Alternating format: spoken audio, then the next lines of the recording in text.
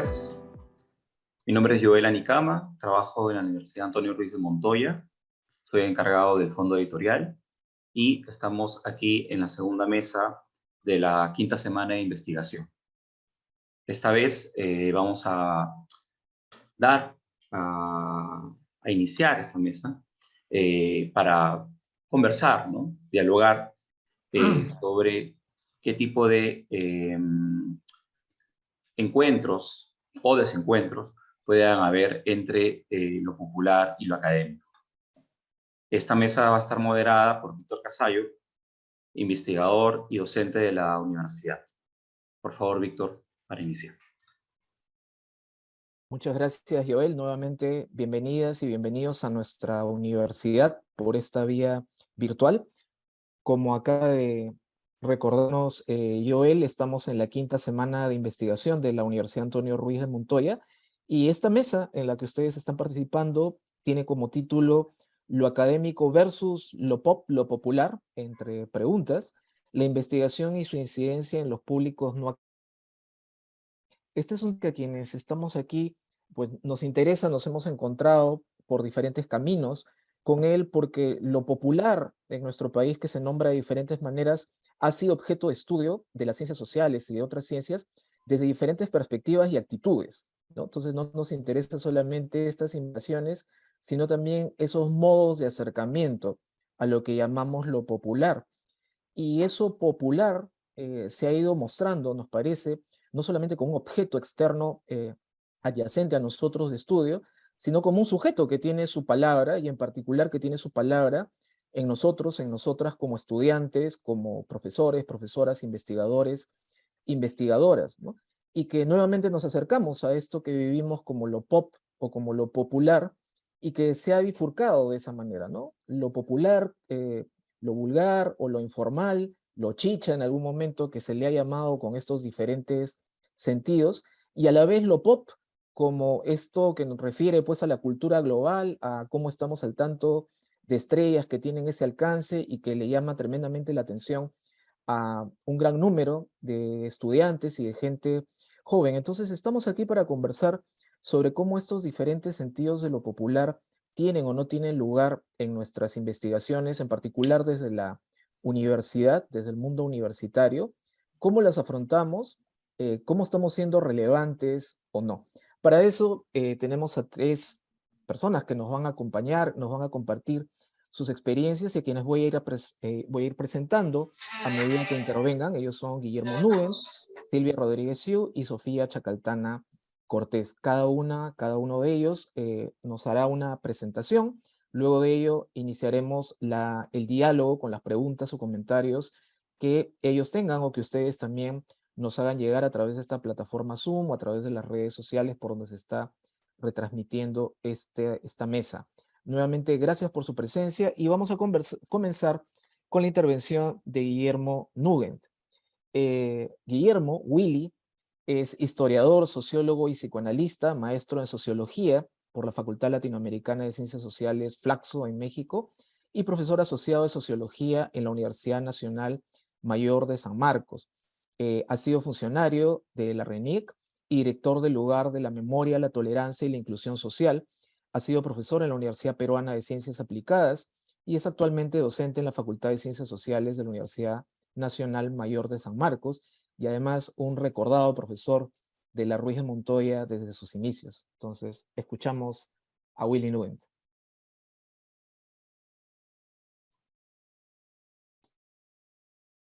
Willy, tu micro, disculpa. Buenas tardes con todas y todos.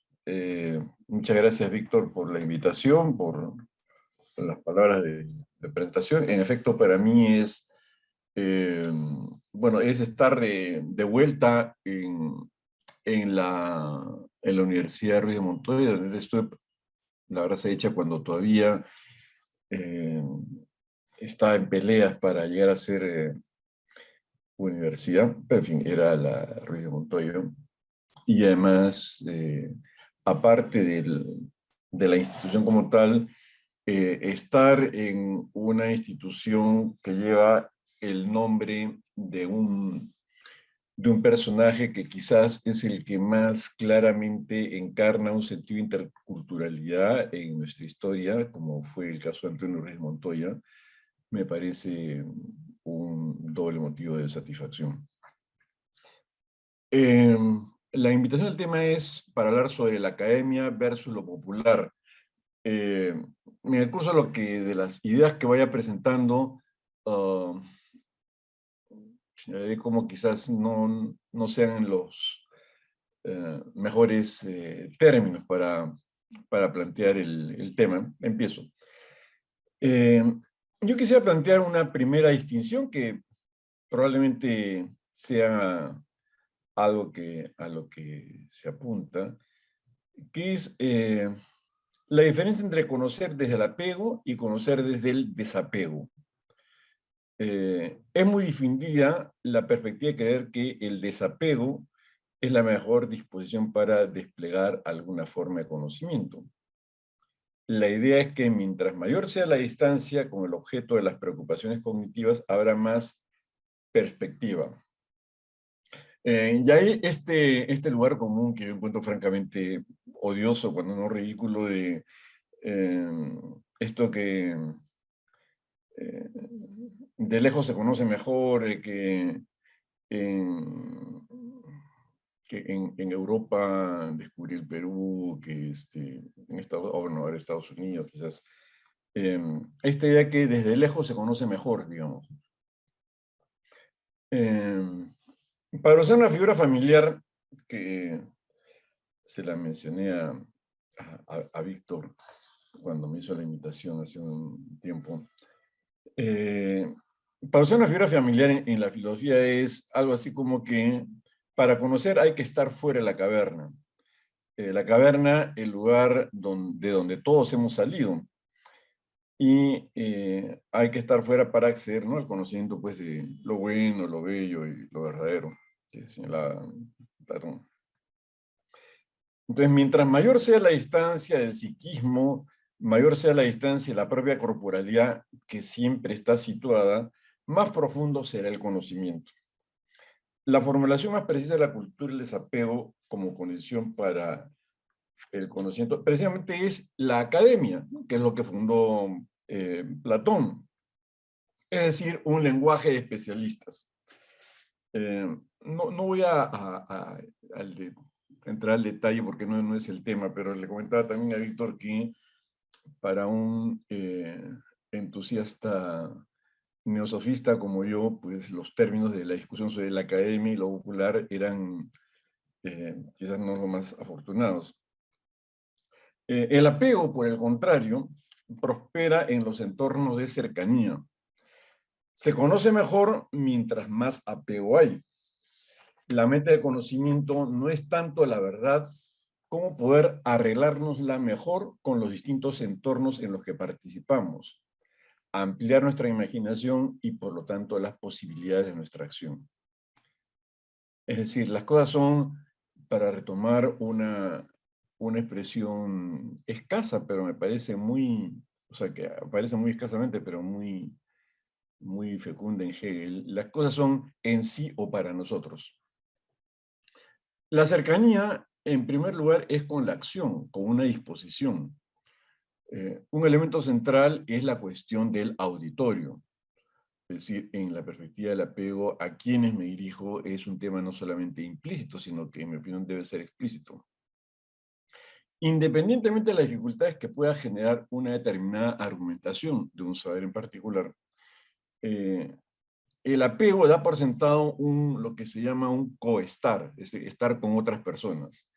Esto se ha hecho más obvio en los tiempos actuales, donde el cambio climático y las demandas de género y identidades han desembocado en lo que yo llamaría una situación de cercanía generalizada.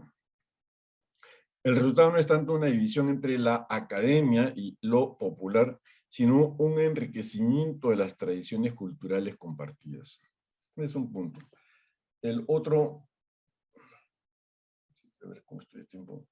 El otro punto es, en estas dos formas de conocimiento, se distinguen por Por un lado, por el método, de un lado, y por las tradiciones culturales compartidas, y dentro de ello, y de muy especial manera, la cuestión del ingenio.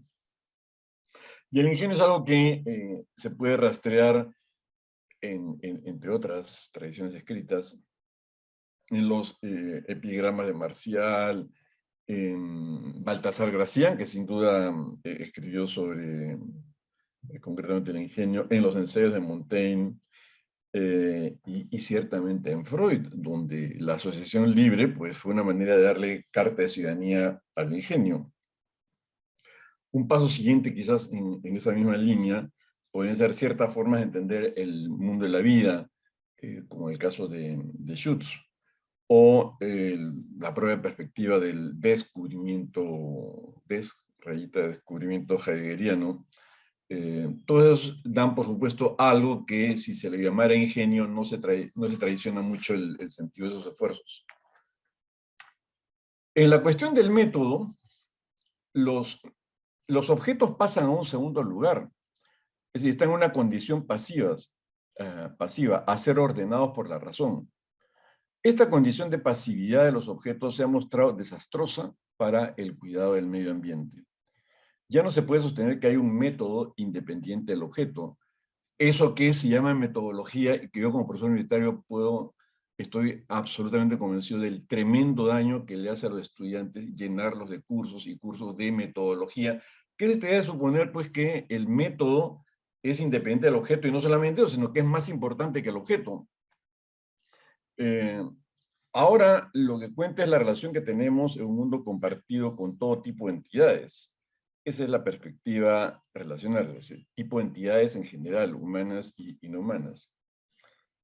La academia tiene una fuerte deuda con el sentido común. Eso es lo que yo quisiera enfatizar. Durante mucho tiempo, ese sentido común propio de las clases populares, obviamente, aunque no reducido a ello, durante mucho tiempo ese sentido común fue desacreditado y silenciado en nombre de un tipo de avance técnico que está a la base de la actual catástrofe climática. Es el momento de tomar en serio el conjunto de problemas que surgen dentro de la vida cotidiana. Yo creo que la ciencia pasa de la prédica del progreso a la escucha del mundo. De hecho, además, si ustedes ven, pensando en temas muy contemporáneos, la cuestión del feminismo o el cambio climático, esas han surgido por fuera de la academia. Es decir, si el feminismo se estudia es porque hubo movimientos sociales de mujeres, no porque fue un razonamiento particular de la academia. Y ni se diga el cambio climático, que eso fue impulsado en efecto, por científicos más bien marginales de la academia, como Rachel Carson o el caso de James Lovelock, que es el más claro. Entonces, incluso las grandes innovaciones del conocimiento, las grandes cuestiones de preocupación contemporáneas, la verdad que de la academia, de ese mundo de la metodología, de ahí no salieron. O sea, eso es una cosa que me parece importante señalar. Las tradiciones culturales, bueno, otro punto es sobre las tradiciones culturales y la elaboración conceptual. Aquí ya quisiera tocar temas más que nos resultan más cercanos.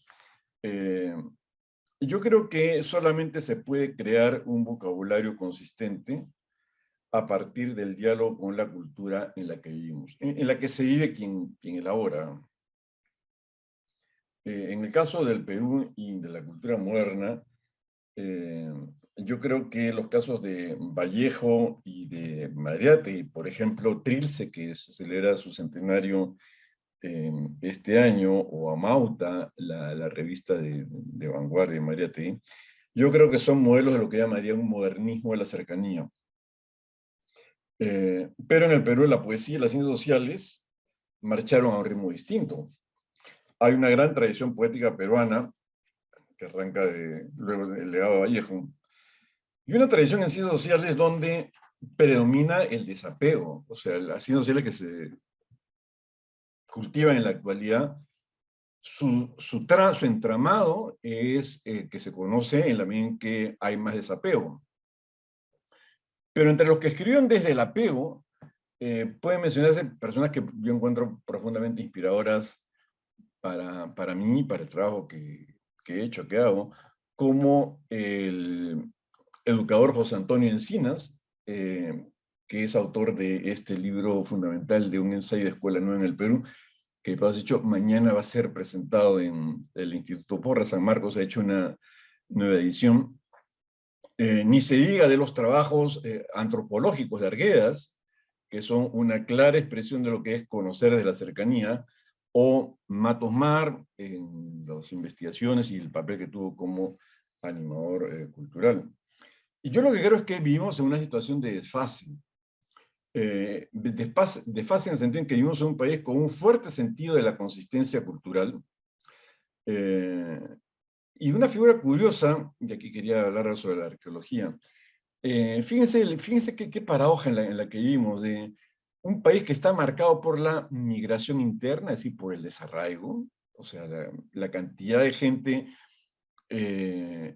digamos, cuyos padres que en la adultez viven en un sitio distinto a la infancia. ¿No? Digamos, es una marca de desarraigo más o menos, incluso sociológicamente delimitable.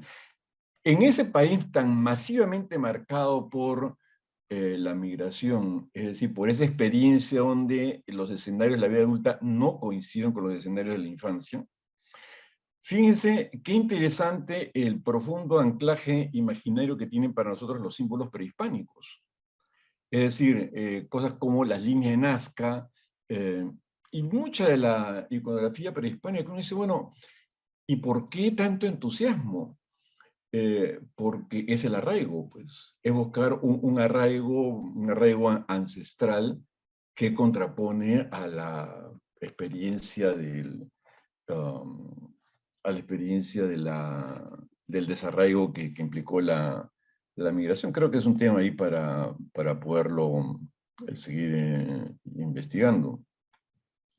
Eh, entonces hay este anclaje imaginario de los símbolos prehispánicos, y además es una necesidad que uno la ve también en la organización de la vida diaria ante, digamos, esta intemperie neoliberal de la RNC como pueda, ¿no? Que da origen a este espacio que todavía se le llama el mundo informal. Pero entonces, cuando uno ve eso de un lado, uno se encuentra con que no hay una cultura académica parejamente consistente. Y yo creo que ese es un problema, porque a mí me parece que el mundo de la academia, pues en el Perú contemporáneo, la verdad forma parte de la retaguardia cultural. No es de ahí donde salen nuevas ideas, nuevas sensibilidades o cosas por el estilo. Es una cosa muy a la retaguardia, y yo diría que eso marca a la educación universitaria en general. Vean ustedes qué nuevas ideas salen de este mundo universitario. No solamente vamos a hablarnos de las universidades, digamos, universidades, pues, que en fin uno no se explica cómo llevan ese nombre. No, pero incluso las universidades que se dedican a un trabajo serio, digamos, la verdad que salgan de ahí ideas nuevas, pues prácticamente, la verdad que no. Hay mucha metodología, mucha cosa, mucha búsqueda de la evidencia, pero ideas nuevas, información que se acumula sin duda, pero ideas nuevas no lo veo. Entonces yo creo que la universidad peruana está en una clara situación de retaguardia cultural respecto del país en el que vivimos. Y un último punto que quiero destacar es, muy rápidamente, es cómo se formulan las preguntas. Cuando se hace una investigación, una elaboración. Yo creo que el camino hacia la pregunta es probablemente la parte más importante. Porque en ese camino hacia la pregunta o las preguntas que van a guiar la investigación, se conjuga la información sobre el estado del arte, del tema que se esté estudiando, y la imaginación. En el momento de la búsqueda de la pregunta, lo que cuenta es el monto de audacia. Y la respuesta es la parte que requiere más paciencia que audacia. Y en ambos momentos, tanto en la pregunta como en la elaboración de la respuesta a la pregunta, yo creo que se necesita en ambos momentos mucho sentido de la inspiración. Bueno, eso es lo que quería decir en el brevísimo tiempo que se nos ha adjudicado. Y bien, gracias Muy a ustedes. bien. Muchísimas gracias, Willy. Ya retomaremos varios de los puntos interesantes, provocadores que nos has compartido. Seguimos ahora con Silvia Rodríguez Siu. Silvia es comunicadora social por la Universidad Jaime Bauzat y Mesa y desde el 2003 trabaja en Golpe Tierra, Red Peruana de Cultura, asociación cultural de la que es creadora y fundadora, cuyo propósito es la promoción de investigadores, investigadoras culturales y artistas nacionales radicados en el Perú y en el extranjero. Es ganadora de 2 premios nacionales de ensayos sobre temas de infancia y adolescencia, Cedro, UNESCO y el diario El Comercio, y ha sido jefa de campaña para la recolección de libros infantiles para bibliotecas comunitarias en diversos distritos de Lima y provincias, ¿no? Es una persona sumamente activa en muchos proyectos y tenemos mucho gusto de tenerla aquí con nosotros, con nosotras. Silvia, te escuchamos. Muchas gracias, Víctor. Buenas tardes con todos, con todas, con todes. Miren, les agradezco muchísimo la invitación. La verdad, lo que yo les puedo contar es en base a mi experiencia, más que nada, ¿no? Y creo que, digamos, en eso se basa el día de hoy la conversación, en este versus frente a lo académico, ¿no? Yo, más que nada, yo soy una comunicadora social que en el transcurso del tiempo, por esta fascinación que he sentido siempre por el mundo artístico y la cultura, se fue adentrando en este mundo, en esta comunidad que además es gigantesca, hablando solo de nuestro país, y que frente a todas estas cosas que me otorgaba esta comunidad, en conocimientos, en sensibilidad, en oportunidades, porque hay muchas necesidades, en oportunidades de desarrollo, en acompañamiento de eso de trabajar juntos, es que ahora me siento parte de esa comunidad y los artistas, muchos de los artistas y gente vinculada a la cultura, que no está en el ámbito académico, me consideran así y me lo hacen sentir, ¿no? Por lo cual estoy muy agradecida. Yo quiero compartir primero, sobre todo, como les digo, mi carrera es comunicación. Yo creo que la vida me ha puesto en un lugar para poder visibilizar las cosas que hacen nuestros artistas, nuestros investigadores culturales, que muchas veces no están en el ámbito académico, pero que también por este amor a lo nacional emprenden investigaciones de vida, ¿no? Y que qué bueno que este sea un escenario, ¿no? Para que de repente se pueda visualizar un poquito y podamos justamente enriquecernos mutuamente, ¿no? Con la parte académica, como bien lo decía el profesor Nobel, ¿no? Entonces les voy a compartir un video primero, como tenemos poquito tiempo, porque quiero que oigan sobre todo los discursos, ¿no? Y de lo que hablo, ¿no?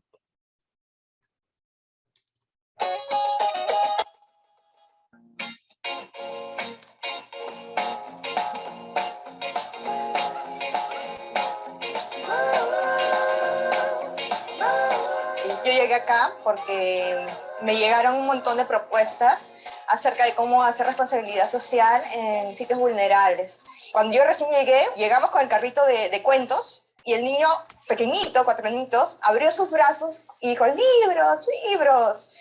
Y para mí eso fue como la señal que me indicaba que estábamos en el camino correcto, ¿no?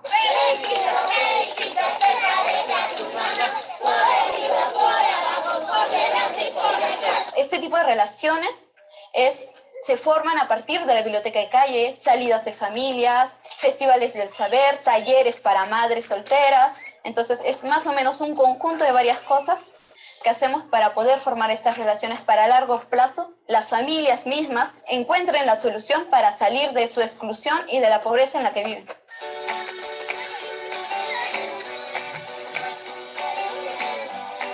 Nuestro movimiento no quiere reemplazar al colegio, sino involucrar al niño en una actividad muy en conjunto de ellos, ¿no? Para que se puedan desenvolver, tener otras visiones, otras formas de ver el mundo.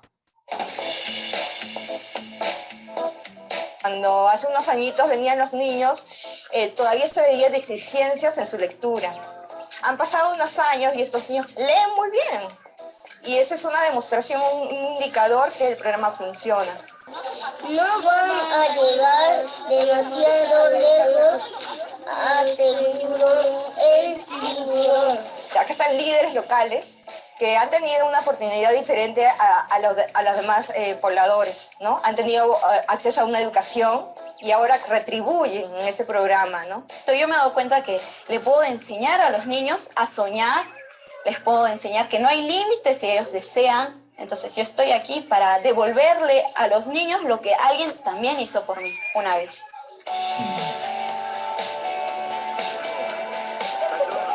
Realmente si ustedes tienen la oportunidad de conversar con ellos, se van a dar cuenta que tienen aspiraciones como cualquier otro chico de la urbe, ¿no? Quieren ser pues, ingenieros, quieren ser arqueólogos, y eso se incentiva a través de la lectura.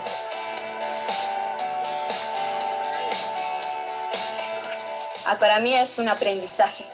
Yo he aprendido aquí más de lo que he podido dar. Realmente si no fuera por las familias, por las mamitas, por los voluntarios y por los mismos niños que tan entusiastas vienen, no funcionaría.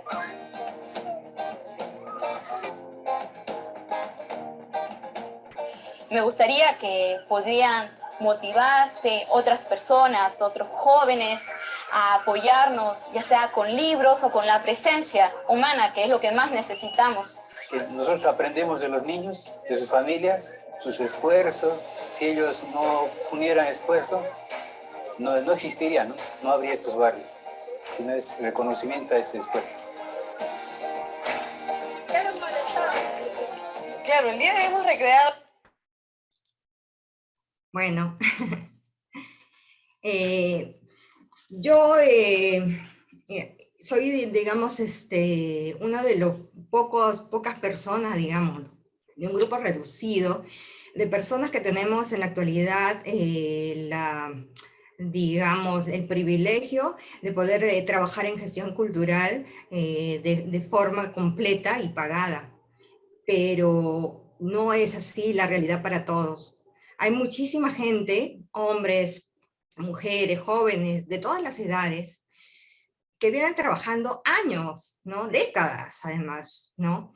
En poblaciones, pues, vulnerables, y que muchas veces ni siquiera perciben un dinero, ¿no? Son proyectos autogestionarios que necesitan ayuda. Entonces, cuando me invitaron a este conversatorio, te agradezco mucho, Víctor, y a la universidad, dije, este es el momento de plantear algunas cosas, ¿no? Y por ello les he querido también un poco reivindicar en estos momentos la imagen, ¿no? Del artista y de los investigadores culturales que están lejos del ámbito académico, ¿no?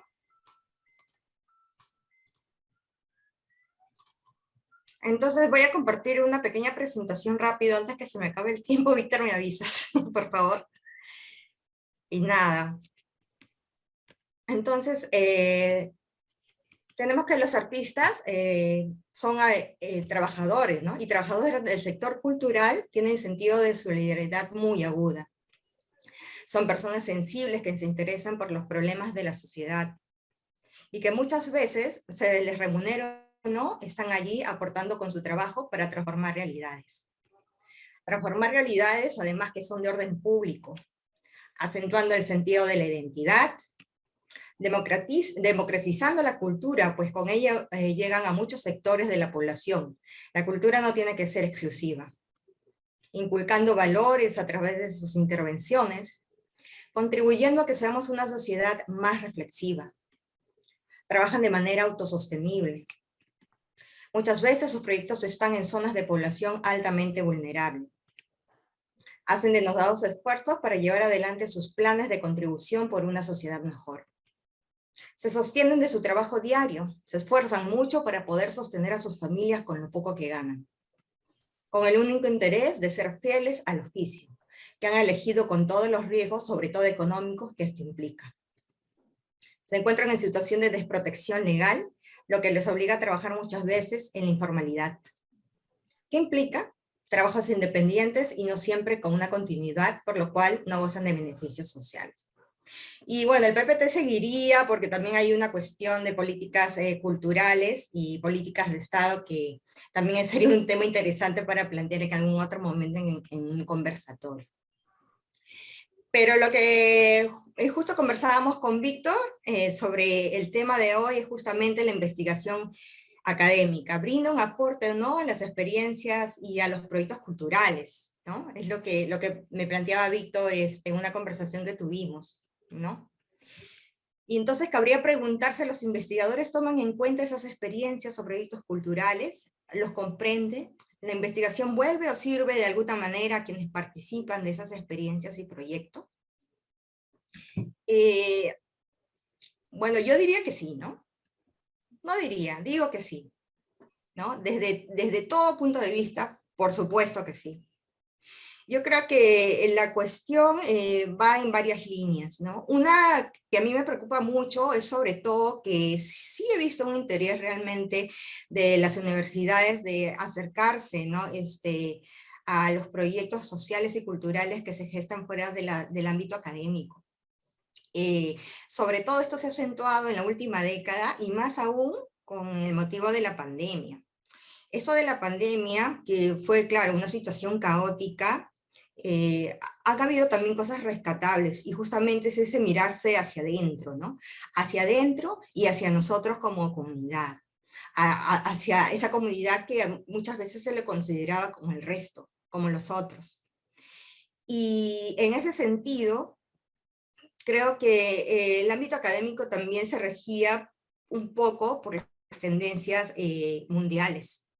¿Y qué marcó en la tendencia mundial? Y ese es un dato que, bueno, yo como siempre paro googleando, ¿no? Y averiguando cosas de comunicaciones. Hay una página en Google donde se ven las estadísticas. Y una de estas, durante pandemia, era que había crecido el interés en la población mundial por apoyar las iniciativas de responsabilidad social.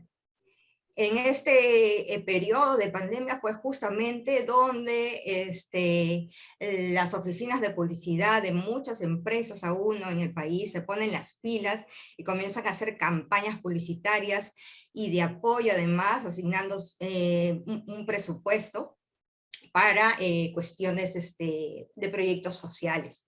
Porque claro, ¿no? Si la gente está interesada también le da marketing y vitrina, ¿no? Por un lado, ¿no? Pero por otro, también los proyectos sociales pues pueden aprovechar de eso, aprovechar en el buen sentido de la palabra, ¿no?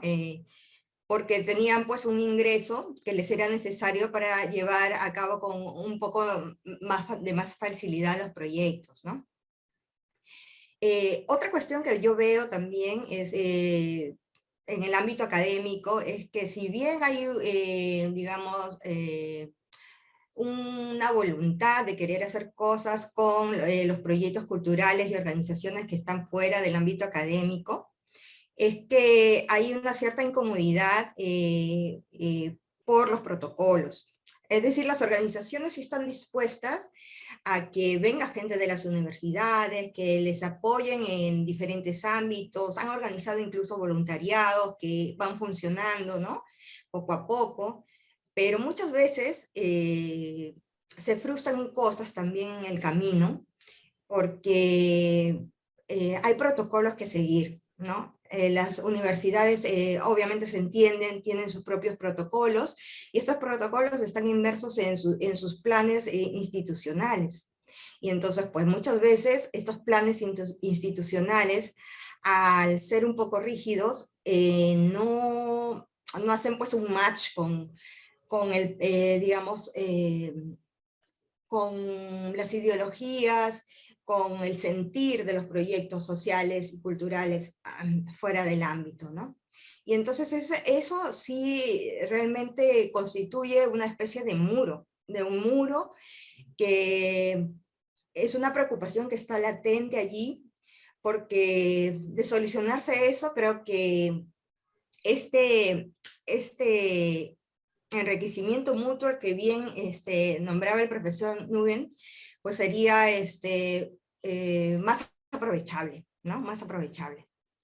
Ahora, hay otra cosa que también quería añadir, es que tampoco los proyectos sociales y culturales fuera de las universidades están totalmente, digamos, apartadas, ¿no? Apartadas del ámbito académico. Yo he conocido en diversos proyectos que he podido visitar, con los que me he podido relacionar, con los que hemos podido formar alianzas, también líderes que vienen desde las universidades, pero líderes que teniendo estudios universitarios, ¿no?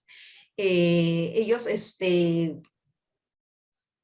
lo que hacen es formar sus propias organizaciones y van y brindan esta ayuda a las organizaciones externas, ¿no?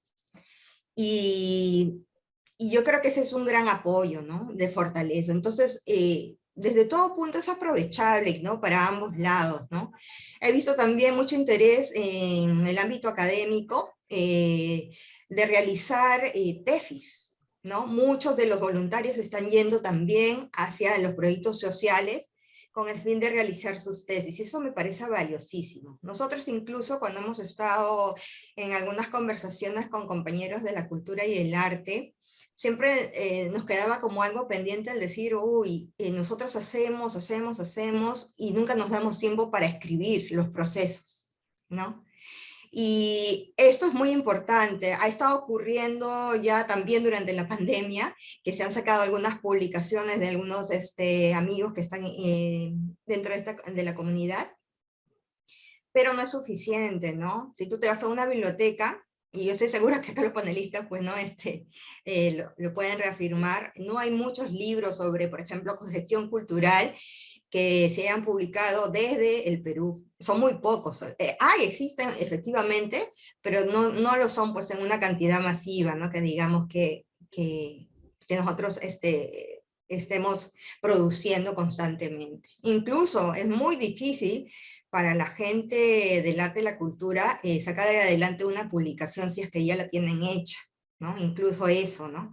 Inclusive tienen que recurrir a fondos concursables en el extranjero para poder hacerlas realidad. Y bueno, toda una serie de cosas que dificultan todavía el poder desarrollar y tener palpable estos trabajos que son estratégicos además para que la misma comunidad artística y cultural siga desarrollándose, ¿no?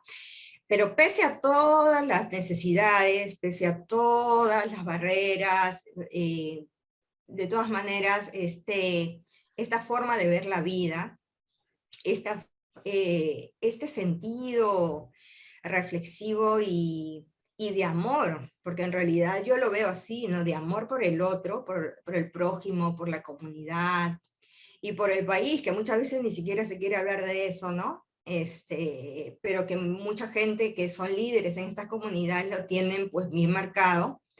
Pese a todas las dificultades, se siguen haciendo cosas, ¿no? Y soy consciente de eso. Yo me encantaría que las universidades pudieran realmente realizar, no sé, desde sus oficinas de voluntariados, si es que lo tienen, o si no lo tienen, formarlas, voluntariados pero consistentes en el tiempo, ¿no? Es otra de las dificultades que se tienen. Los voluntariados generalmente se hacen en el verano, por decir 2, 3 meses, y luego ya no pueden porque, claro, no hay cómo sostener, ¿no? Cómo sostener esto y se van, ¿no? Se terminan yendo los voluntarios, ¿no? Y vienen otros nuevos y aprender de nuevo, ¿no?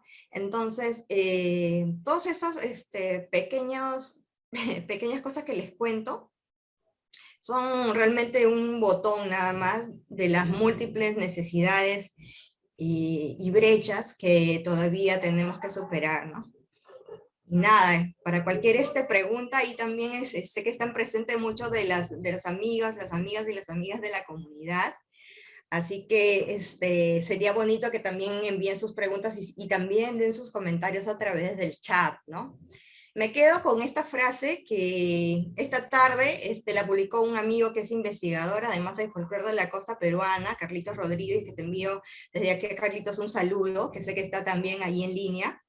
Él dijo así, ¿no? La investigación al servicio de todos exige un lenguaje más horizontal. Y ese lenguaje más horizontal también implica la tolerancia, ¿no? Acá no tengo para escribirlo, pero le iba a poner la X, ¿no? de todo eso. Entonces, nada, eso es todo lo que por ahora les puedo compartir. Gracias.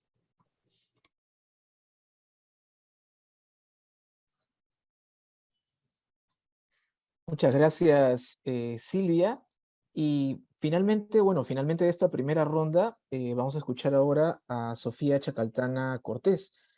Sofía es doctora en antropología por la Universidad de Illinois en Chicago y licenciada en arqueología por la Pontificia Universidad Católica del Perú.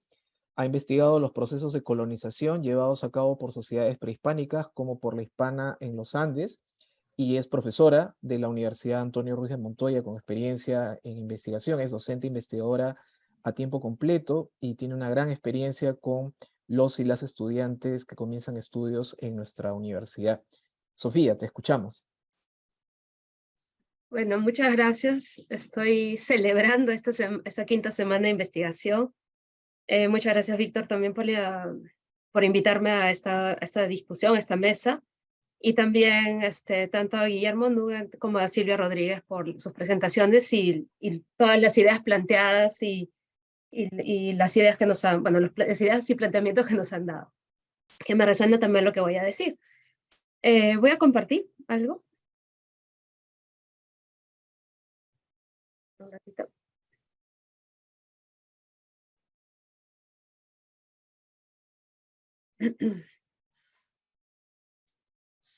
Perdón. ¿Se puede ver? ¿Se puede ver? ¿Sí? Sí, Bueno, Sofía. ya.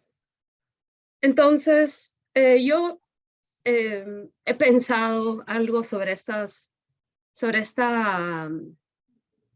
quizás visto como dicotomía, porque se plantea como dicotomía, pero no necesariamente tiene que serlo, ¿no? De esta idea de del mundo académico y lo popular. Veo también que hay unas necesidades de entender un poco, y también como entendiendo y planteando y tratando de ingresar a la divulgación específicamente del conocimiento científico, y no solamente a través de ser profesora, sino también a través de, creo que es un compromiso que tengo personal con lo social, con la justicia social, con los diversos auditorios, emociones, que también es algo que me ha resonado mucho de lo que ha sugerido Guillermo, con las que yo me enfrento en mi vida. Entonces, algo que he empezado es como una definición de lo popular, es los íconos o mensajes transmitidos a través de medios masivos que se constituyen como conocimientos globales, y a partir de eso me permite pensar un planteamiento, ¿no? Que la ciencia, tanto STEAM como las ciencias sociales y las humanas, no son populares, ¿no? No son populares entendidas de esa manera que lo he planteado. Lo que trae una consecuencia, digamos, hay unas consecuencias que creo es lo que nos enfrenta a tener este conversatorio y a repensarnos académicamente, es que no está vinculado con las necesidades de la sociedad. Y vinculado con la necesidad de la sociedad, definitivamente que no voy por el lado del neoliberal, o del económico, sino de construcciones de identidades, lo que Silvia también ha comentado, construcciones, ¿no? de lectura, de construcciones de acceso a distintos tipos de conocimiento, a desarrollo de sueños, ¿no? De la niñez, de nuestros mismos estudiantes, de construcción de personas, ¿no? De esa complejidad que implica, sobre todo en esta sociedad del Perú, con las condiciones que tenemos y la política que tenemos, construirte de ciertos lugares para ser alguien que lleve a plenitud su vida de lo que significa eso. Y hay varias razones por las que yo veo en lo académico que apoyan a esa realidad.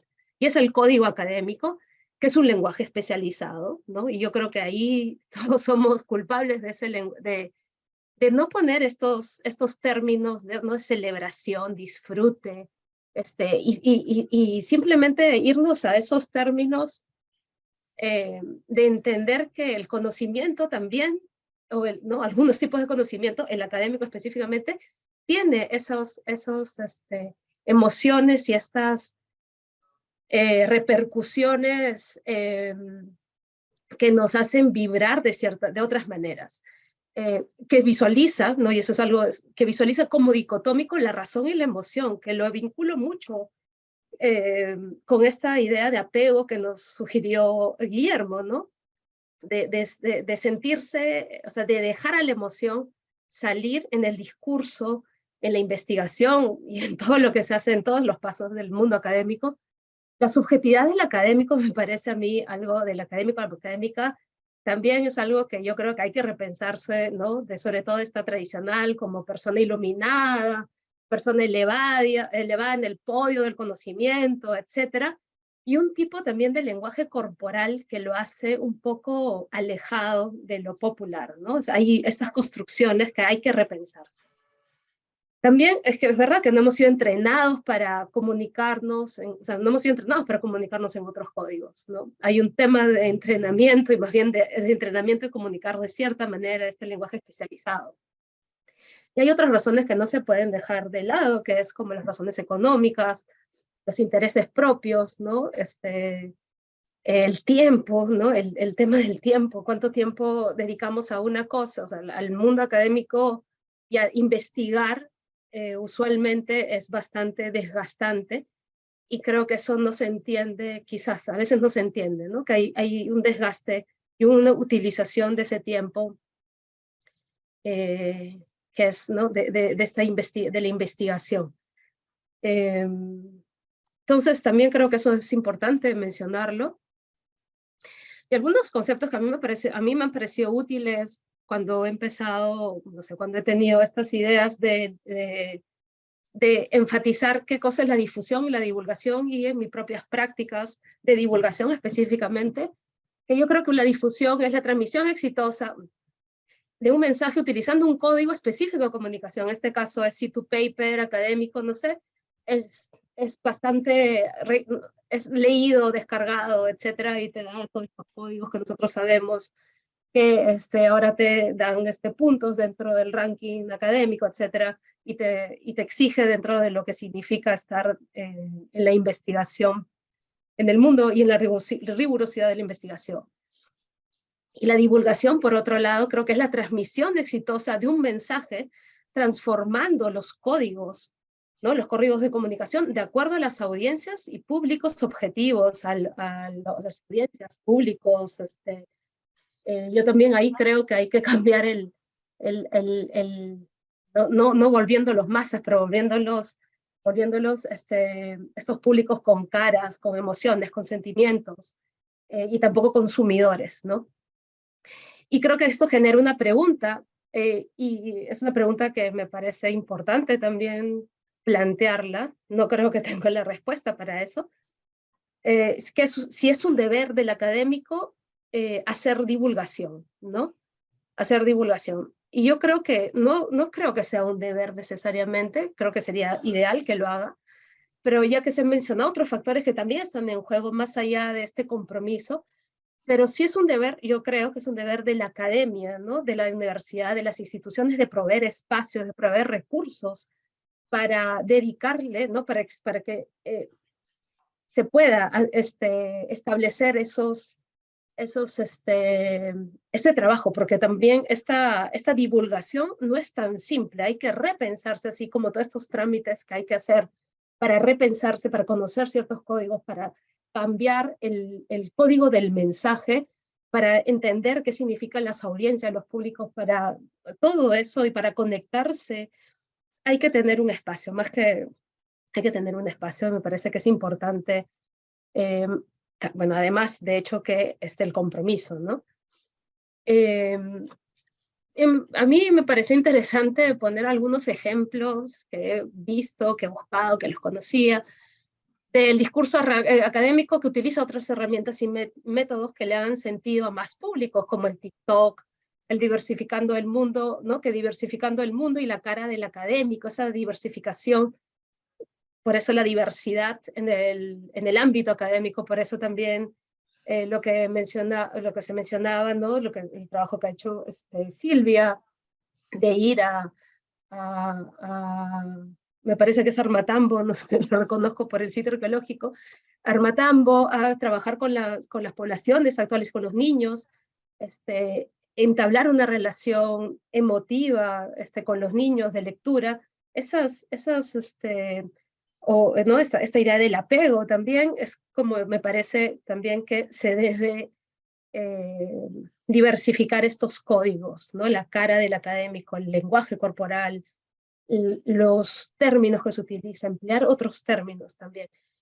El grupo Popper, que me pareció fantástico, que es stand-up científico de Argentina, enfocado en la comunicación pública de la ciencia, que es la popularización de la ciencia a través del humor. Está conformado tanto por clowns que son ingenieros, científicos sociales, y van a distintos lugares del país transmitiendo, ¿no?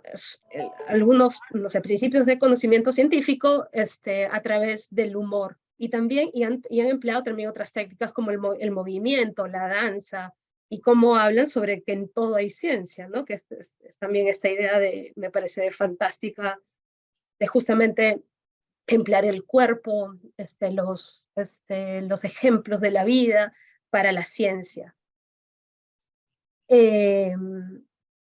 Algo que también me pareció bien, que ha sido en las últimas semanas una noticia súper,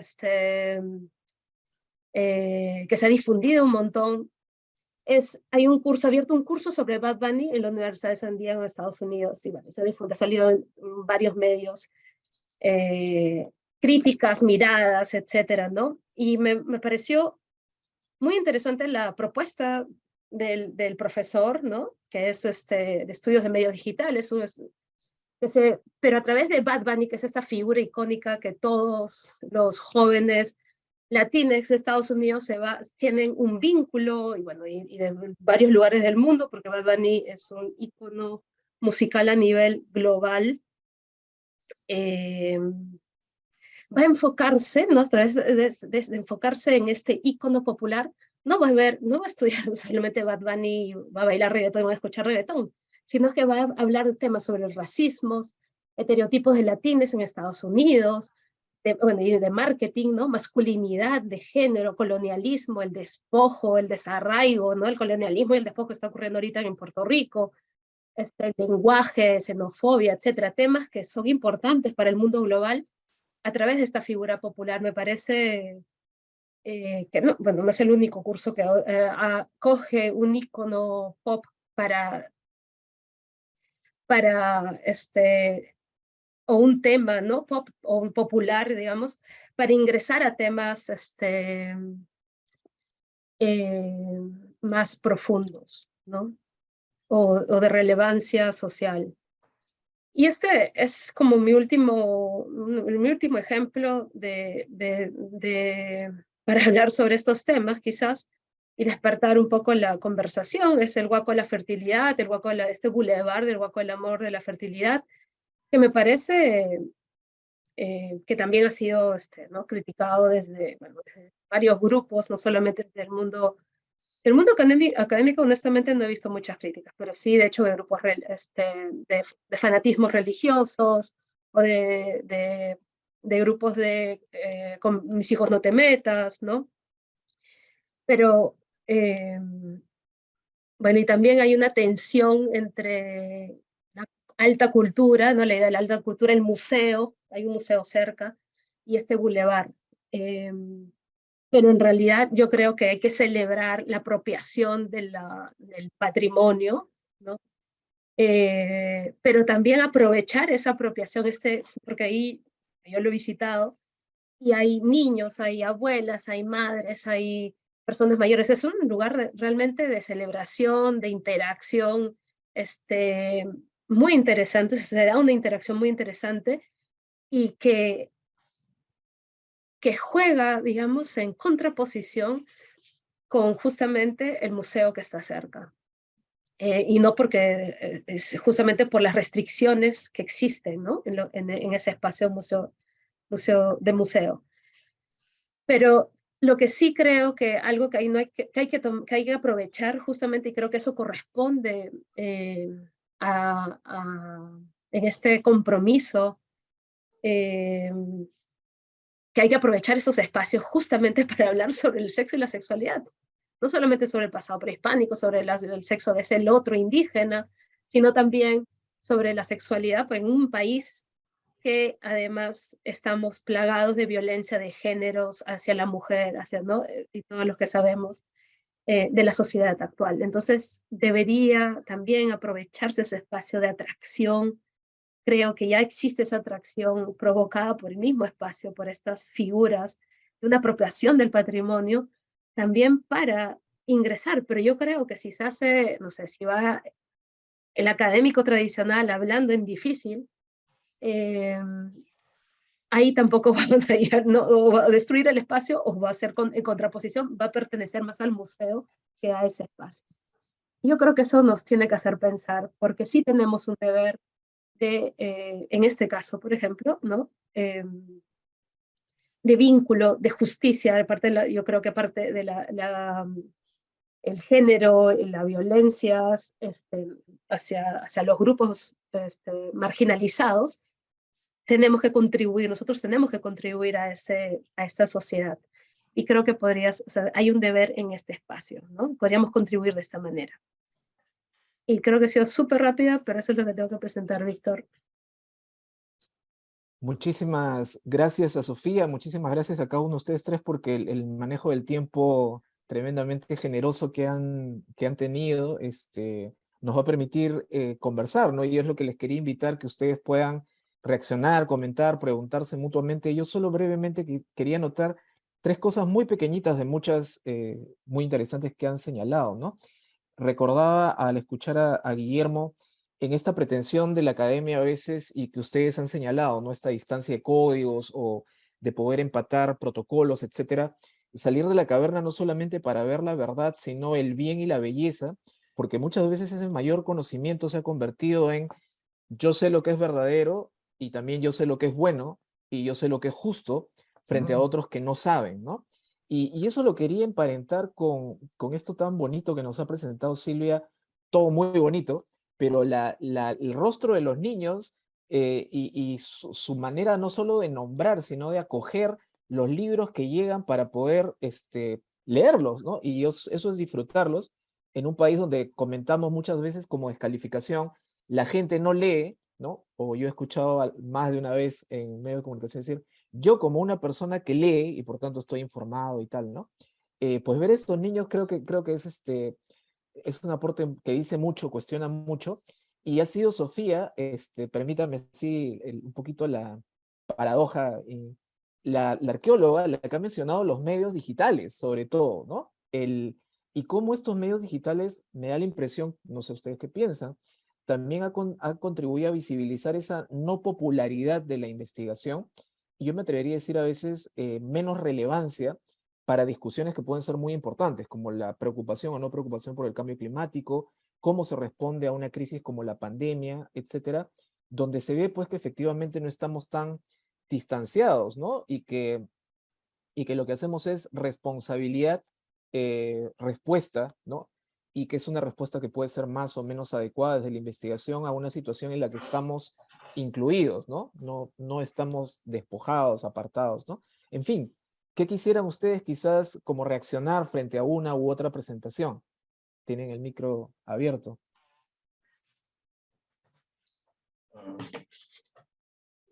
Willy, sí.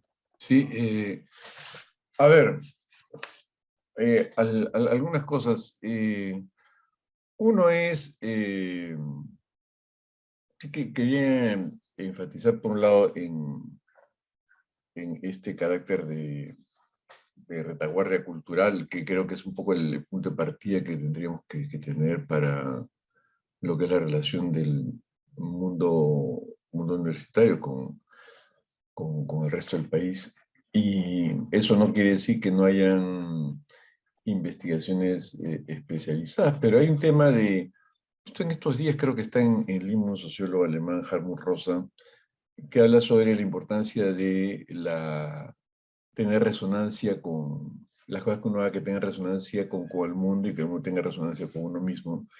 Y bueno, los trabajos que se hagan en esa resonancia. Y una de las cosas que quería señalar, que me parece que en la presentación de Silvia ha quedado bien claro, es cómo el escenario de lo popular en el Perú y en muchos lugares de América Latina, pero el Perú es uno donde con más notoriedad aparece eso,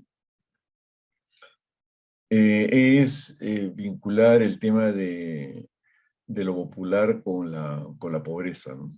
Con la precariedad, con la vida precaria. Y eso es un lado muy fuerte, pero que ciertamente lo que es la cultura popular moderna de masas no se restringe a eso, pero que el escenario de lo popular en nuestro país está marcado por situaciones, condiciones de vida precaria, me parece que es un dato que a veces se tiende a olvidar, pero está muy presente. Yo creo que la atrocidad de la pandemia y la cantidad de muertes que hemos tenido nos señala sobre eso. Y sí, además, destacar la importancia entre la biblioteca y la escuela, ¿no? Porque mientras que la escuela, incluso la más moderna y todo lo demás, es un espacio coercitivo, o sea, si el niño no quiere ir a la escuela, tiene que ir a la escuela sí o sí, digamos. En cambio, y si la escuela es buena y no es autoritaria, pues tanto mejor, pero digamos, para la escuela hay que ir. A la biblioteca, ¿no? A la biblioteca uno va porque pues, le da la gana, porque tiene una cierta curiosidad, porque quiere enterarse de algo. Y esa dimensión voluntaria de la biblioteca, tanto para niños como para adultos, yo creo que una parte de las inhibiciones que hay para la discusión en público es porque no hay una cultura de biblioteca pública, es decir, de espacios voluntarios de conocimiento y que son ofrecidos por la sociedad. Está en el espacio público, que es un poco la diferencia con una terminal de computadora en la casa. Y sí me parece que es importante esta distinción entre saber y no saber, ¿no? Nosotros vivimos en una sociedad donde lo que enfatiza, lo que importa no es tanto saber, sino dejar en claro que el otro no sabe. Vean ustedes, por ejemplo, esta expresión, un antropólogo en Brasil hizo un trabajo ejemplar, la verdad, a partir del uso de una determinada expresión que es, usted sabe con quién está hablando, y en el Perú es interesante ver cómo esa expresión se utiliza rara vez, más frecuente la forma de, tú no sabes con quién estás hablando, o no sabes con quién te estás metiendo, o no sabes quién es mi papá, o qué sé yo. Pero es esta idea de que el otro no sabe. Y eso es gravísimo, la verdad, porque lo que importa no es afirmar yo sé algo, sino tú no sabes. Y ese punto del tú no sabes es una tara cultural de la peor especie y que las universidades, bajo estos cursos del tipo que la ciencia es la verdad y el sentido común es el error, pues ahí y la resonancia emotiva que tiene en muchas personas es muy clara. O sea, me armo un dispositivo para afirmar que el otro no sabe. Porque digamos, tampoco es que el país abunde, digamos, en premios internacionales de ciencias físicas o de lo que fuere. Y luego sí me parece que estamos en en una situación, yo como docente por lo menos lo veo, y que es una diferencia muy clara cuando yo estaba en la universidad. A mí en efecto he escuchado mucha esa expresión, la verdad, irritante de los jóvenes ahora ya no leen, suponiendo que es un problema de una debilidad moral, ¿no es verdad? Eso es lo que se insinúa. A los jóvenes ya no leen porque alguna debilidad moral tienen, porque son perezosos o algo por el estilo. Y la verdad que hay un cambio en los modos de conocimiento de la humanidad en general. Cuando yo estaba en la universidad, eso es a lo que quiero referirme, la relación entre lectura e información era inseparable. Si uno quería tener información, pues tenía que leer. No había de otra. Es que no había de otra. Hoy en día, sin embargo, el escenario es muy distinto. Y vivimos en un mundo donde hay una información instantánea, pero el pensamiento, así como las emociones, no son instantáneas. Pues. O sea, el pensamiento es paulatino. La formación de ideas no es instantánea, es paulatina. Y yo cuando a los estudiantes les hago, en mis cursos, les hago leer libros enteros, no es porque la información, es más, les digo, de frente, fíjense, seguramente usted va a encontrar un video en YouTube que en 10 minutos les puede resumir 300 páginas, con lo cual ustedes pueden tener la información de las 300 páginas. Pero yo lo que les pido es otra cosa, es que tengan ustedes la paciencia de una lectura larga para que entiendan cómo poco a poco se forma un argumento. Y yo sí creo que una de las cosas fundamentales que la universidad puede aportar, así como la escuela, es la defensa del pensamiento paulatino. O sea, la información es instantánea, y es una gran ventaja, además que la información sea instantánea. Pero hay cosas como el pensamiento, como, digamos, por ahí hay veces que los grandes afectos, los grandes amores, empiezan con un flechazo inicial. Pero muchas veces, la verdad, el flechazo inicial desaparece al poco tiempo, y más bien hay esa cosa que es la constancia, lo que en psicoanálisis se llama la constancia objetal, digamos, lo que finalmente le da una cierta consistencia al pensamiento. Entonces, por ejemplo, me interesaba mucho este tema de un curso sobre Bad Bunny, porque es juntar una cosa que tiene que ver con ese elemento de lo instantáneo, la información instantánea, en este caso la información que viene a través de la canción, con una materia de elaboración.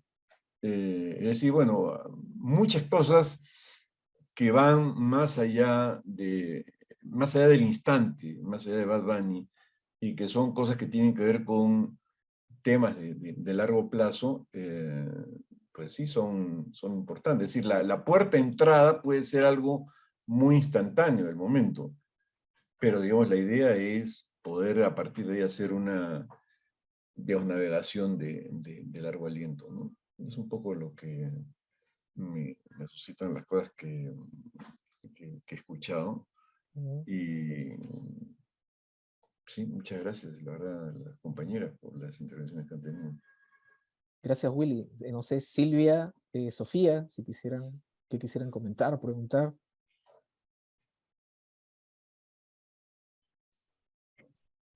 Yo tenía algo que me llamó la atención, que me parece también que que lo ha mencionado Guillermo, pero creo que Silvia lo ha reflejado en su actividad, que es esta idea de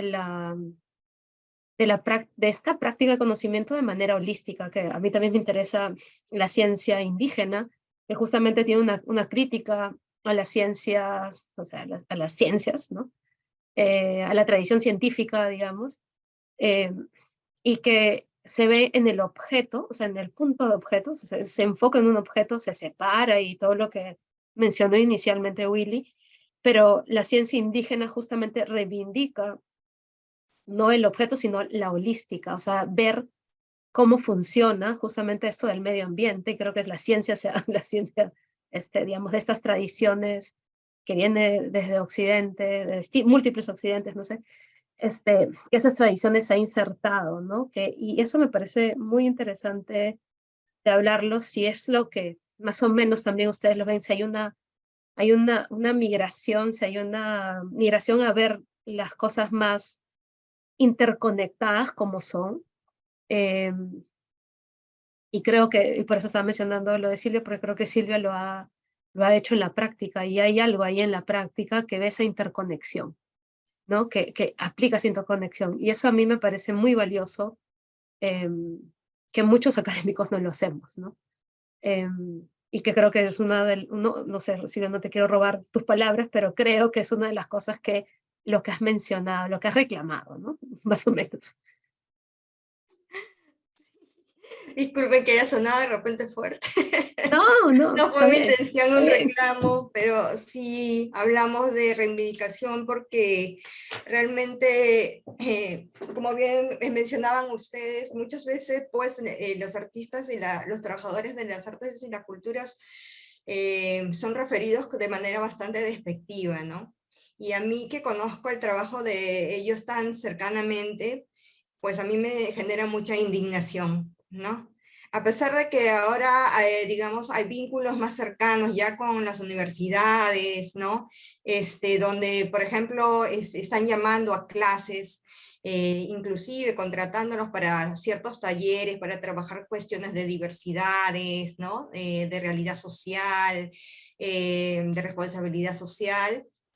A pesar de ello, todavía los discursos continúan, ¿no? Esos discursos negativos. Y por eso yo he querido un poco darle otra mirada, ¿no? Porque si bien no podemos decir que todos los artistas, todos los trabajadores de culturas son, ¿no?, al 100% de esa manera, pues sí, en una gran dimensión, claro, hacen un trabajo maravilloso, ¿no? Y yo realmente, yo me siento, como le digo, un puntito bien chiquito, en una posición privilegiada que yo aprovecho para compartir lo que veo, lo que vivo con ellos, ¿no? Porque realmente el trabajo que hacen ellos, ellas en el país y fuera también, porque hay mucha gente, muchos artistas, muchos investigadores que han migrado, es gigantesco y sin recursos, ¿no? Y con todas las trabas que he expuesto. Entonces, me pareció, no sé, pertinente en este momento mencionarlo. Luego, lo que quería mencionar era una diferencia. Hace poquito estuve en Europa y tuve la oportunidad de estar en varios países y visitar algunas universidades. Y por ejemplo, cuando estaba en República Checa, era increíble que la universidad a mí parecía que era una calle. Yo pensaba que yo estaba caminando en una calle y era todo un campus universitario, sino que no habían rejas, no había muros, ¿no? Y entonces era tan seguro andar allí que yo me podía meter a cualquier facultad y nadie me estaba revisando ni pidiendo ninguna documentación, pese a que yo, obviamente, con República Checa, no somos totalmente pues distintos, ¿no? En apariencia, ¿no? Y, o sea, yo me veía súper extraña ahí, y sin embargo nadie me hizo sentir mal. Y yo me metí incluso, bueno, a varias facultades, y entre ellas, por supuesto, la infaltable era la Facultad de Arte, donde además pude ver de cerca una exposición, una expoventa, que los mismos artistas de ese país estaban realizando para justamente contribuir a los refugiados por la guerra en Ucrania, ¿no? Entonces, esas cuestiones me parecían, o sea, yo decía que, no sé, no he visto hasta ahora en una universidad, acá en Perú, hasta ahora, no sé, tampoco es que yo conozca todo, pero que no tenga paredes, o sea, que no hay un cerco que nos divida, ¿no? Para mí era inimaginable, o sea, para mí en República Checa estaba en una calle y me podía meter donde yo quería, y total era la universidad, ¿no? Entonces, conversando con amigos, digamos, encuentro cultural, este encuentro cultural que me sucedió con amigos extranjeros, me decían lo mismo, ¿no? Que cuando ellos vinieron a Perú, recién, y ingresaron a la universidad, donde, bueno, los contrataban, tenían que hacer X cosas, les parecía pues muy extraño que todo estuviera cercado, y que el acceso fuera tan difícil además, ¿no? Que veía que en sus países, pues, los campus universitarios obviamente estaban abiertos y se sentía claramente que eran propiedad de los alumnos, ¿no? en cuestión de ocupación de espacios. Y entonces era muy chocante para ellos eso, ¿no? Y yo creo que la cuestión nacional también se percibe, ¿no? Incluso cuando traemos gente de afuera para que justamente realicen algunos talleres en el ámbito académico en universidades ya privadas, pues hay que hacer todo un trámite para que puedan pasar, ¿no? Y tampoco es que uno, digamos, critique esto así tan feamente, tan duramente, ¿no? Porque también estos responden a otro tipo de idiosincrasia y coyunturas, pues que definitivamente en nuestro país esta cuestión de la seguridad, pues es una preocupación, una de las preocupaciones más fuertes que existen, ¿no? Y por eso que también, digamos, hay tanto cuidado en los accesos, ¿no? No sé cómo la ven ustedes. Bueno, a eso me refiero pues con retaguardia cultural, ¿no? O sea, una universidad totalmente, digamos, fortificada, defendiéndose de la sociedad, ¿no? Y eso es la cosa común. En fin, las universidades privadas vaya y pase, ¿no? Pero las universidades públicas, pues sí son bastante cerradas. Pero eso tiene que ver con una concepción social del conocimiento. Es decir, pueden haber, vean, Estados Unidos, pues Baltimore es una ciudad muy violenta. Para los estándares norteamericanos, la cantidad de muertes por herida de balas son bastante altas. Y la universidad más importante, Johns Hopkins, no tiene muros. El famoso hospital y todo no tiene muros. Claro, hay las 20.000 cámaras de vigilancia que ustedes quieren, pero digamos, la imagen que hay es que el espacio de la elaboración del conocimiento no tiene muros. Y yo creo que cuando a una universidad se le pone muros, el mensaje que hay es que el espacio del conocimiento tiene muros. Uno puede, oiga, no, pero es que roban y qué sé yo, sí, de acuerdo, ya hay esos elementos, pero eso no le quita nada al hecho de que en efecto el conocimiento tiene muros. Y lo que hace que muros como hay en otros lugares, qué sé yo, para entrar a discotecas o lo que fuere, pero es esta idea pues del tú no sabes, ¿no? Y eso me parece que nos tiene muy intoxicados y que tiene que ver, claro, con cosas muy, muy antiguas, ¿no? Es decir, muy antiguas republicanas, ¿no? Yo ese rollo de la herencia colonial y cosas por el estilo no me lo compro, pero sí, en la República ciertamente hay problemas bien serios, donde, digamos, no hubo educación pública primaria masiva en el siglo XIX por la unidad del Perú. O sea, esto que ahora es tan común, la canción de Polo Campos, de el Perú, que es que son 4 letras, ¿no? La P de la patria y cosas por el estilo. Esa canción en el siglo XIX hubiera sido imposible. Porque para que eso tenga entendido, uno tendría que decir que Perú son 4 letras. Es una población alfabetizada, que en efecto ya hacia 1980 eso ya era un dato. En el siglo XIX no. Entonces la educación sigue siendo un elemento de privilegio, pero no el privilegio de nosotros sabemos más. No. El privilegio consiste en afirmar, tú sabes menos. Y eso es un desastre. O sea, es el final de tú no sabes.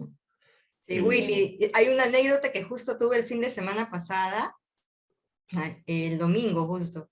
Estaba yo en el campo con mi familia y nos fuimos a comprar leche, obviamente, pues leche de vaca, que hay que aprovechar, ¿no? Y paramos en una bodeguita, porque casi no hay en el campo pues bodegas ni nada de eso, ¿no? Donde estaba la lechera ahí afuera. Y en la entrada de la bodega estaban 2 borrachitos, ¿no? 2 jóvenes así ebrios tomando su cervecita, pero ya se les había acabado.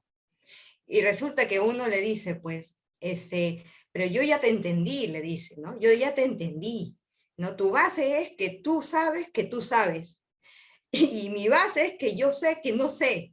Y entonces el que tenía la base de que sabía, le decía al otro, entonces si tú sabes que yo sé, ponte la chela. ¿no? Entonces ahí un poquito es como que lo que tú estás justamente explicando hasta, mira, en los sectores y en este ejemplo tan cotidiano, digamos, en el campo, se pueden ver esas brechas, ¿no? Esas diferencias sobre el otro, ¿no?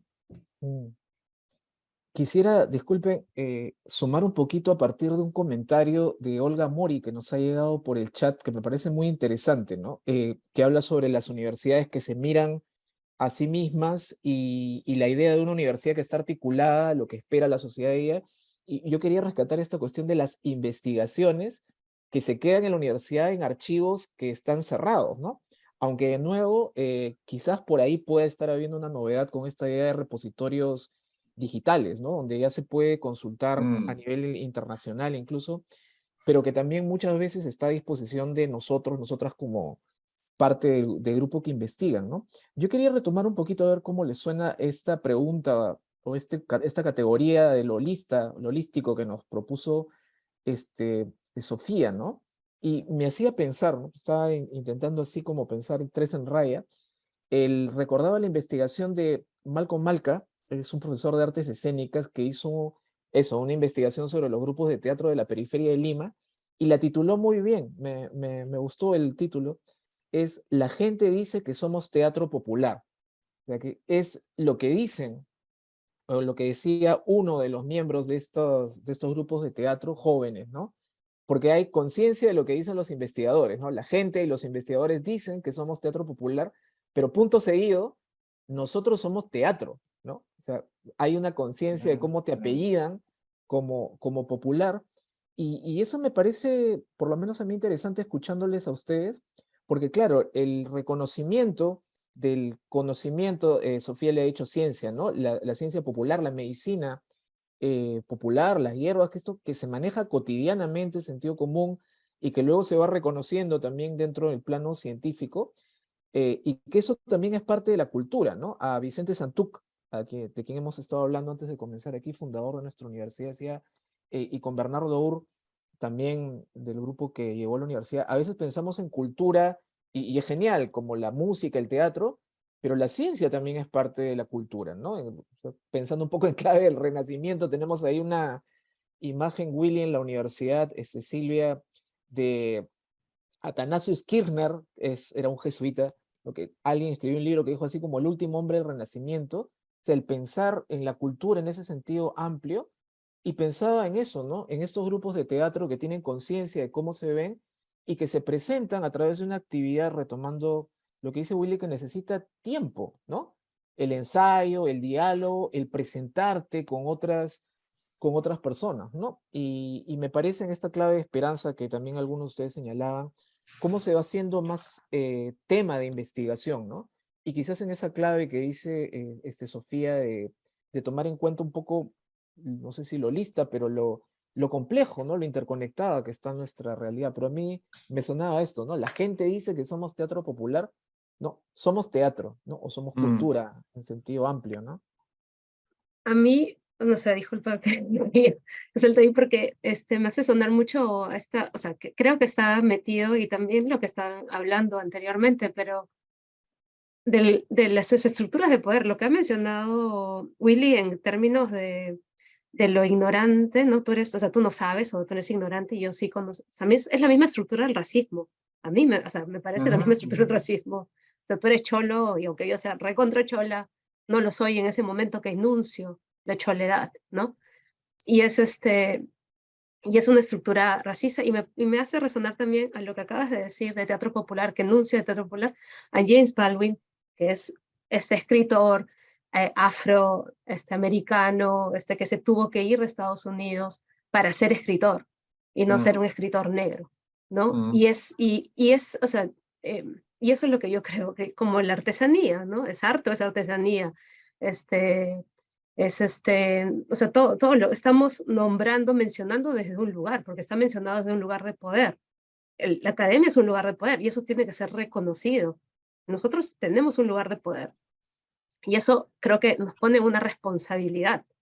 O sea, no es que no vamos, es un lugar de poder, o sea, de poder de enunciación, ¿no? Y de llegar a un público. Quizás no mucha gente nos escuche, etcétera, pero es un lugar, y eso yo creo que es tiene que ser reconocido. Y creo que ese nombrar teatro popular es esta experiencia mencionando a los académicos que lo llaman, o no sé quién, que los llaman así, ¿no? Y reaccionando a esa incomodidad de ser llamado de esa manera.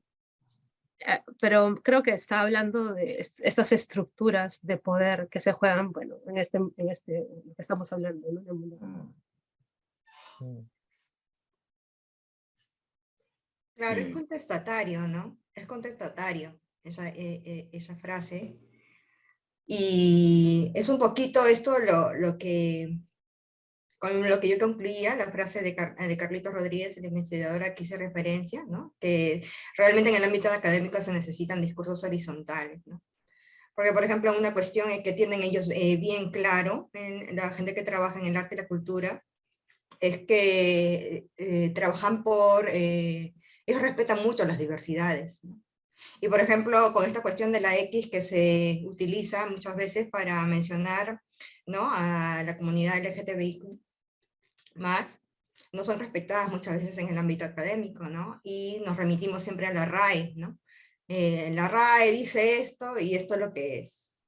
Pero fuera del ámbito universitario, donde también surgen una serie de dinámicas muy distintas, donde la sociedad comienza a utilizar estos términos en su cotidianidad, pues está dejando de ser común cada vez más, ¿no? Y al final, o sea, las cuestiones de qué dejas de usar, o sea, en el lenguaje, se dan en el tiempo, ¿no? Se va resignificando, ¿no? Pero todavía hay intolerancia, digamos, a querer un poco de resistencia también de esa parte, ¿no? De resistencia de ambos lados, ¿no? Porque por una parte creo que no es negociable para la gente que usamos, porque yo me incluyo, que usamos la X para incluir a todos, ¿no?, hombres, mujeres, y de la comunidad LGTBIQ+, y por el otro lado, ¿no?, muchos que se remiten a que la RAE es la que manda, y que no hay forma, y además nos sostienen. Eso no es que no seamos inclusivos, ¿no?, sino que las cosas se dicen así, ¿no? Y hay muchas brechas, ¿no? No solo por esos dictámenes que vienen, digamos, de lo formal, lo académico, sino también por estructuras que tienen que ver con costumbres, que tienen que ver con ideologías, ¿no?, que tienen que ver además con una cuestión de brecha generacional en muchos casos. No sé qué piensan de ello. Sobre la red es interesante, porque una cosa es tomarlo como, y es entender cómo se entiende ahí la autoría. Una cosa es entender la RAE como autoría inapelable, que me parece que es el uso más usual. Y otra cosa es la RAE como entenderlo como una autoría con la que se puede dialogar. Un ejemplo, hasta no hace muchos años, el término bizarro, si uno iba a la RAE, era pues el valor, ¿no?, la valentía. Entonces el ejemplo clásico era la bizarría del Cid, digamos, ¿no? Y el uso en inglés y francés era muy distinto, pues que era más bien raro, ¿no? Algo bizarro no es algo valiente, sino que es algo raro. Pero durante mucho tiempo la gente decía, no, no, eso está mal dicho porque la RAE dice que tal cosa. Pero en realidad el uso era cada vez más frecuente.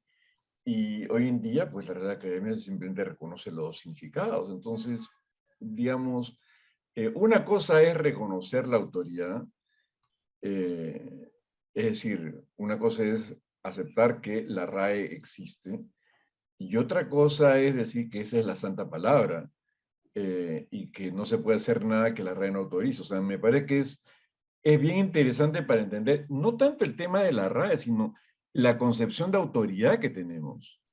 Y es una idea de la autoridad como algo inapelable que no deja espacio para la interlocución, que de paso hecho es uno de nuestros grandes problemas como colectividad, ¿no?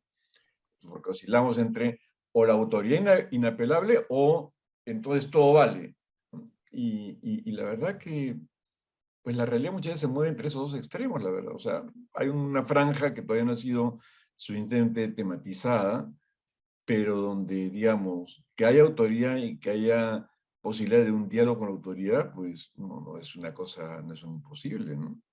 Entonces, pero el tema es esta idea de la autoridad inapelable, ¿no? Y eso nos hace mucho daño, pero mucho daño. Y eso está De presente acuerdo. de muchas maneras. Y en el mundo académico en particular, es decir, ahí no es la RAE, sino si el autor tal o el autor cual. Y la verdad que a eso iba con que la parte de la pregunta en la investigación es un elemento donde juega la información, pero también la audacia. O sea, llega un momento en que a tal punto uno dice, pues, no sé, qué sé yo, por ejemplo, un tema que ha sido muy, muy discutido, el tema de Freud y su concepción de la sexualidad tomando como modelo la sexualidad masculina, que realmente hoy en día es ya unánimemente reconocido como un problema, pero hace 20, 30 años, oiga, ¿cómo, si uno se dedica al psicoanálisis, cómo usted le va a mandar la plana al maestro?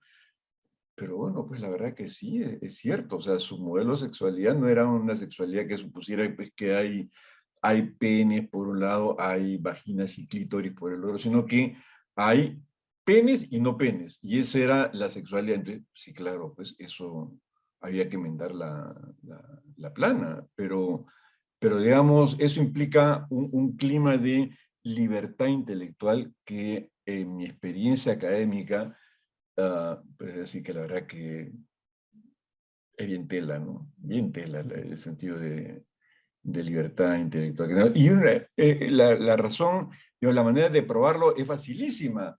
O sea, ¿cuántos debates intelectuales tenemos entre nosotros?